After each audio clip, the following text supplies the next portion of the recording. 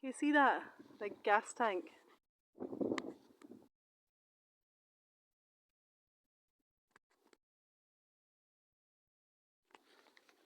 Big gas storage tank.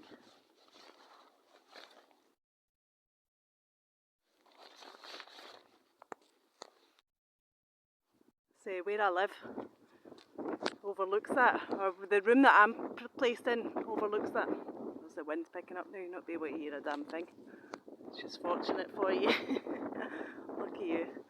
I have to hear myself all the time. Although I've stopped talking out loud, so I don't really have to hear myself all the time. I just have to hear my own voice in my head all the time. It's bloody annoying. Yeah, but the gas storage tank they've placed directly so that my room overlooks that.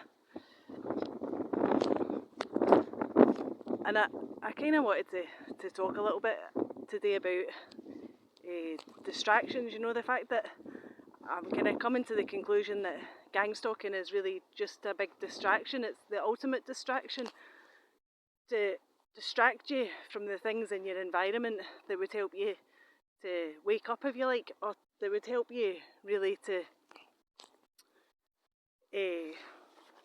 kind of work out what was going on around you and give you clues to the things that maybe that you need to see or research, or the things that you need to know, or the things that will ultimately be helpful towards you.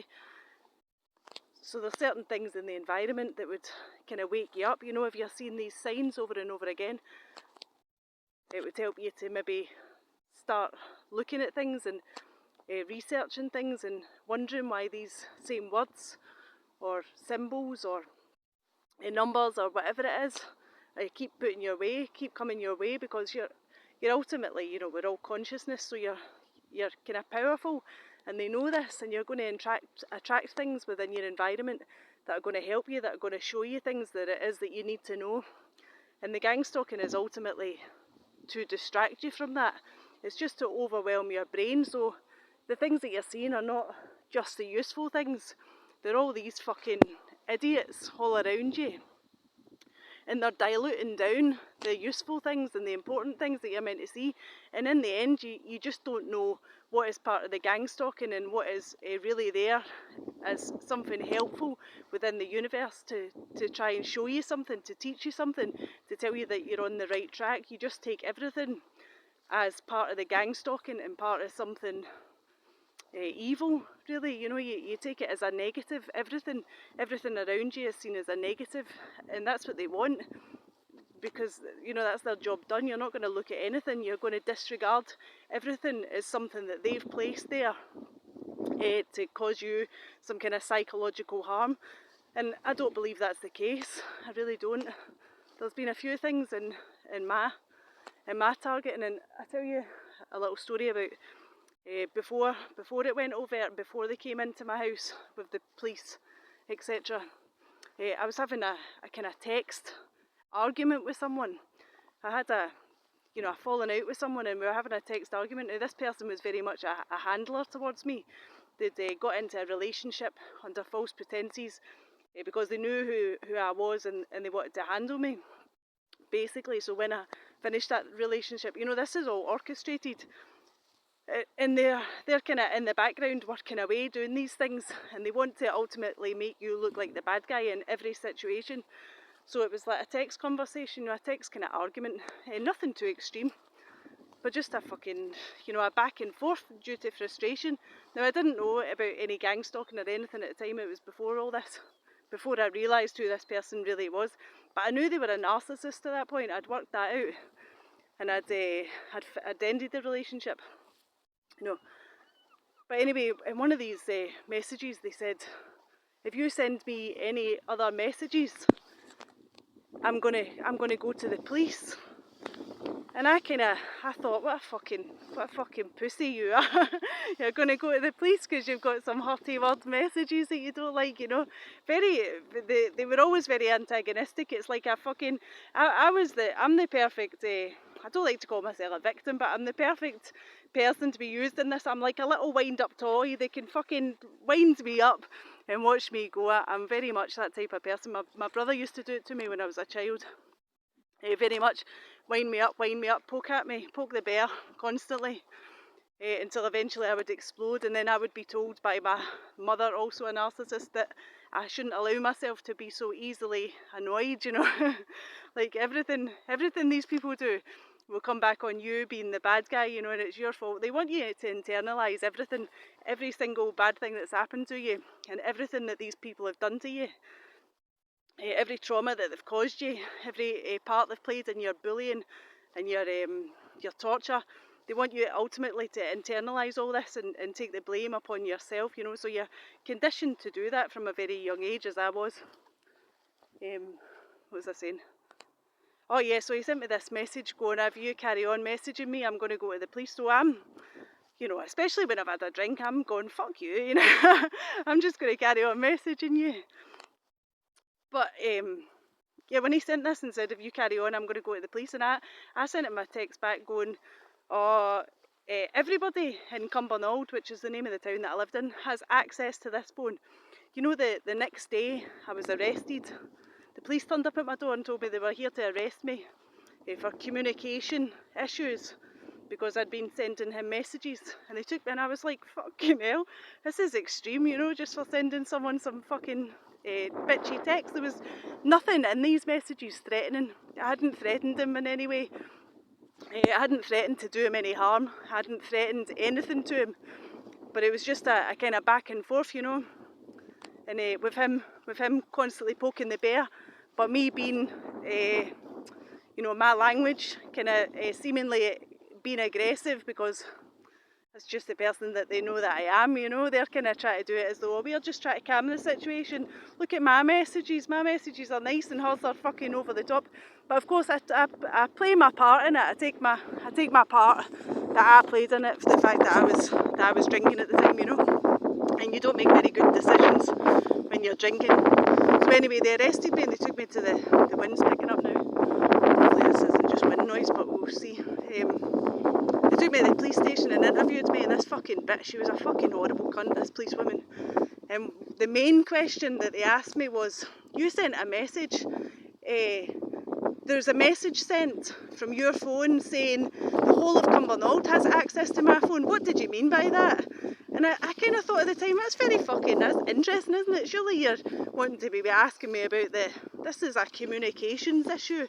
You're arresting me because I'm communicating abusive language to someone, or whatever the thing was.